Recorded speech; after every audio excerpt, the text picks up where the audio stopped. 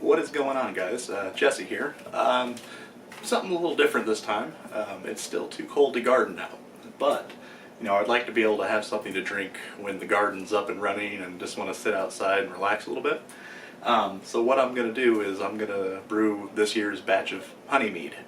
Now I do it a little bit different from the traditional method.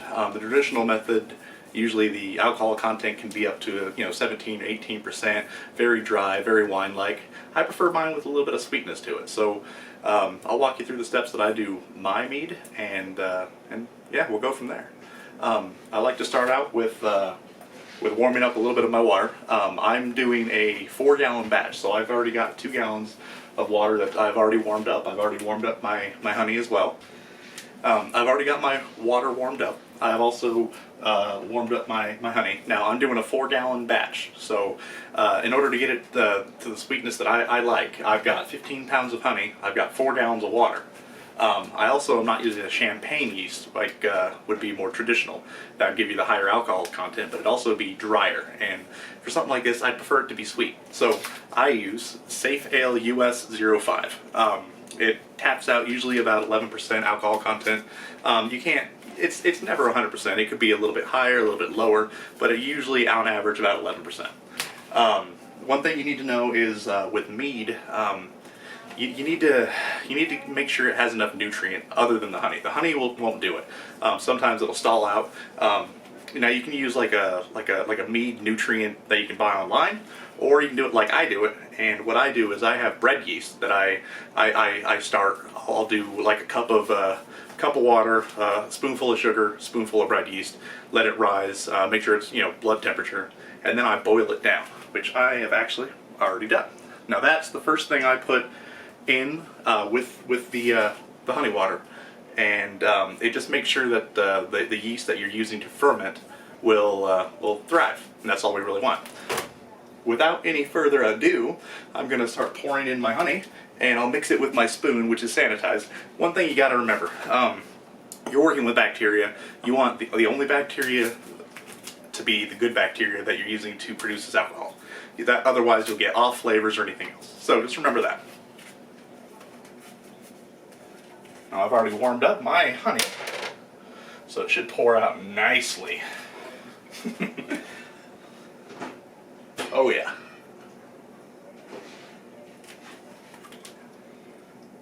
Try and get as much of it out as possible. While that one's going, I'll open up another one. Pour that in there too. Gorgeous.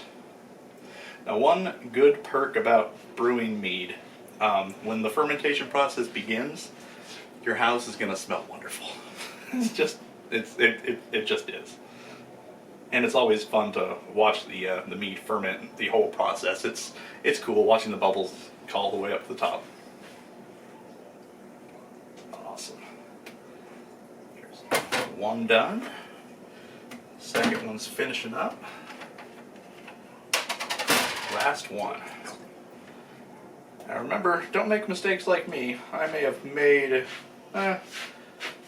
almost made a mistake. Honey increases the volume, so make sure your pot's big enough for your water and your honey.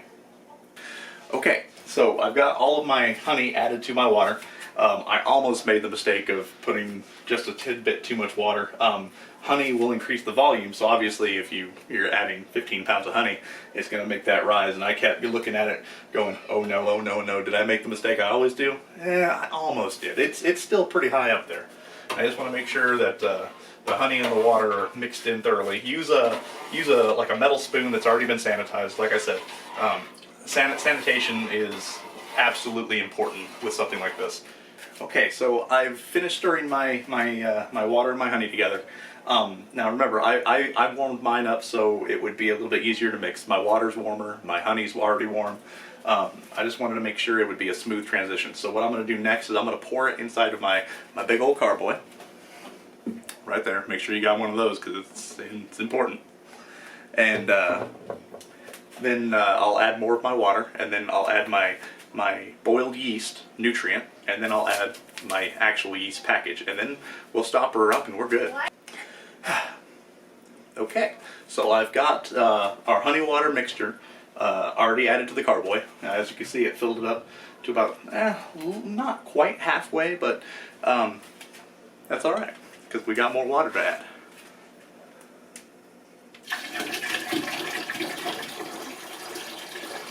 Now, if you want to go through the process of actually like boiling your water to make sure it's all sanitized, go for it. I think it's just easier to buy myself a few jugs of water. It saves time, and, well, it's just easy. Cut out as many hard steps as you can.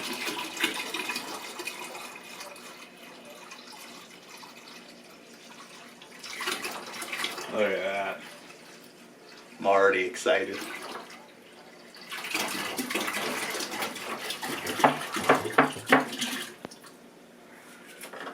Awesome. Okay, so I've got my 4 gallons of water in there inside the honey mixture.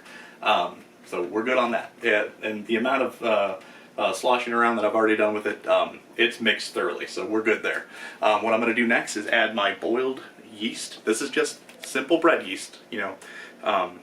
Most people already have it. I buy it by the pound, so, well, because I make a lot of bread. Maybe I'll do a video one of these days. But, you know, this just makes sure that your fermentation doesn't get stuck. It gives you the nutrients that your actual good yeast that you're using will use to propagate and make wonderful mead.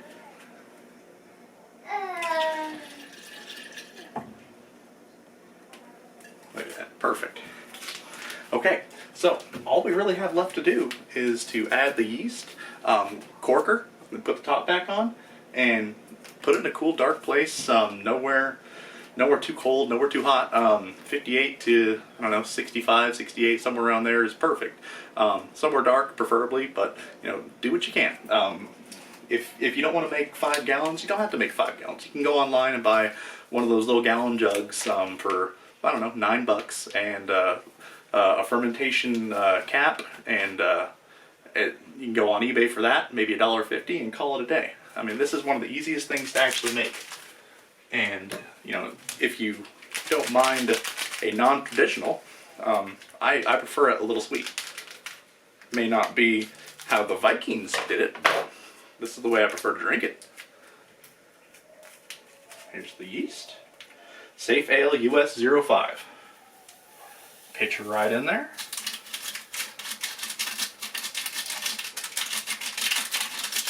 Make sure I get every last bit. Now, if you've never used one of these things, you just fill it with a little bit of water, and it keeps it sanitized. All the gas that the Mead yeast will produce will go up through here, and it'll travel through here, and it'll let the gas out, but it won't let anything bad in, which obviously is key. Put the top on. Situate the stop. That's all there is to it. Usually something like this with Safe Ale, it'll take between 3 and 5 weeks to ferment all the sugar out to get the alcohol, and then once you're there, you're good. Now, if you were doing like a traditional mead, usually you'd required to age it to get all those off flavors, because it is going to have like a much higher alcohol content than this one. But with the way I'm doing it, I can go from the fermentation process, so 3 to 5 weeks, bottle it and age it for 2 to 4 weeks like I would a beer, and it's perfectly good to go. Otherwise, 6 months, and I don't have that kind of patience. So yeah, but if you guys have any questions, comments, concerns, let me know. I'd be happy to answer what I can. I'm not a professional, or I'm mostly just an amateur at this stuff, but I'm pretty good at winging it. Until next time, this is Jesse.